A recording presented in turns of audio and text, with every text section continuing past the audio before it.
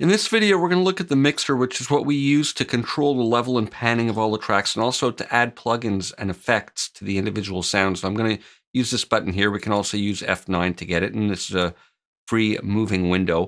And we see here the different tracks, and if I play my little playlist here, we'll see the first 9 or so jumping.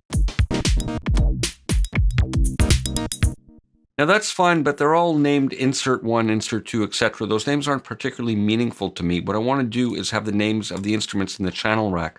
So what I can do is click here to open up the channel settings and click on this auto assign button, and that'll bring it over there. We see the 707 kick. So I'm going to quickly go and do this. And when we're in this field, this is where we assign which track in the mixer we want the sound routed to.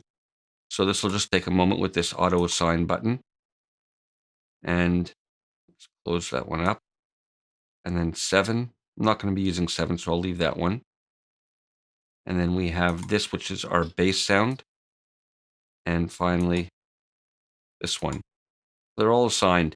So what I want to do in the mixer here, let me close this, we don't need this anymore, is control the level with these faders and control the panning with these knobs. Now this is separate from the offsets that we set here. So let's just start by setting a relative balance. So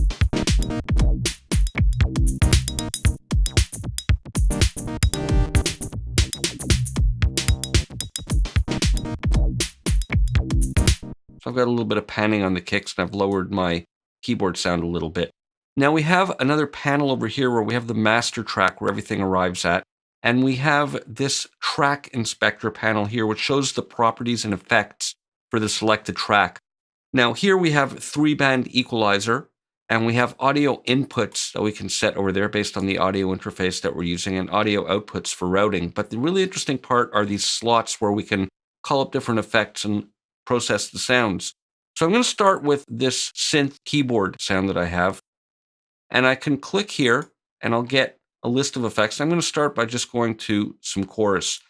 So now this opens up a panel here. Let me close it, and I'll just show you another way of opening it. We can just right-click there, or when we have something loaded in here, you'll see that this little toggle switch turns orange. We can right-click that, and that'll also open up the plugin controls.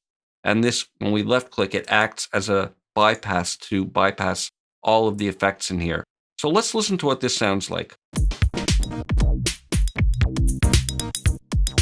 All right, that sounds nice. So I can open this up and I can tweak the parameters here, or I can click over here and choose the presets that ship with this particular effect and change them and try some different ones.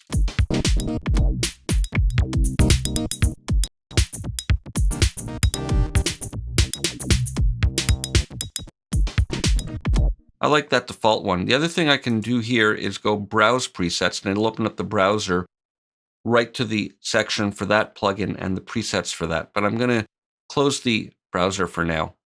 So that's one effect that's nice that we can use. And we can use this green button here to turn on or off the individual effects. And this acts as a kind of wet, dry control, so we can have less of the effect or more of it.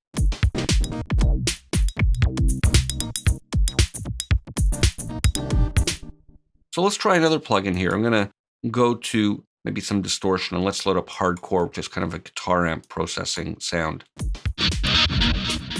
right, so that's much too much. I just want a little bit of it.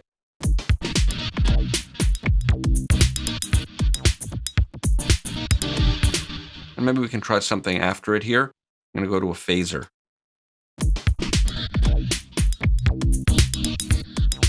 And same thing to adjust the parameters. I can do it from here or select the presets there.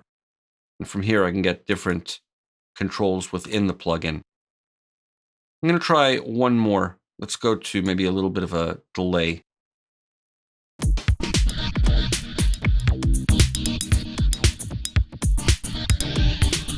So that's really nice, colorful sound. I'm going to lower the volume a bit.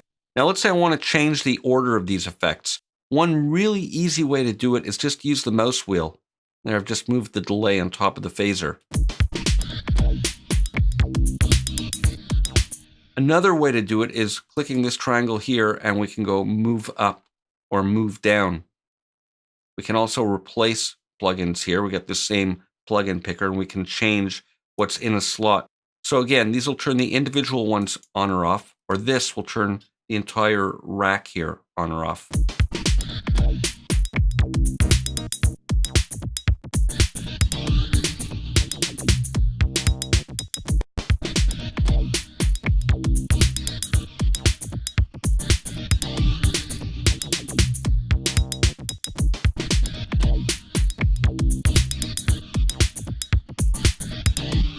So there I've got a nice sound. Now, another thing we can do is put a plug-in on, I'm just closing up these windows that were open in the background, on the master track over here. So we can select by simply clicking over here. And we can select the master track over here, and we'll see the name over here.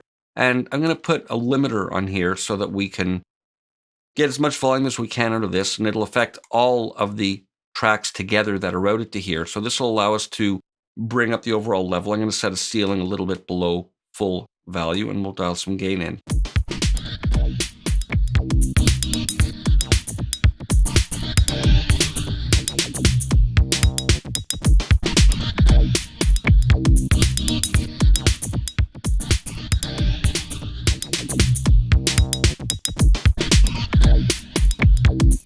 So that's a quick little introduction to the mixer, and we'll continue with more in the next video.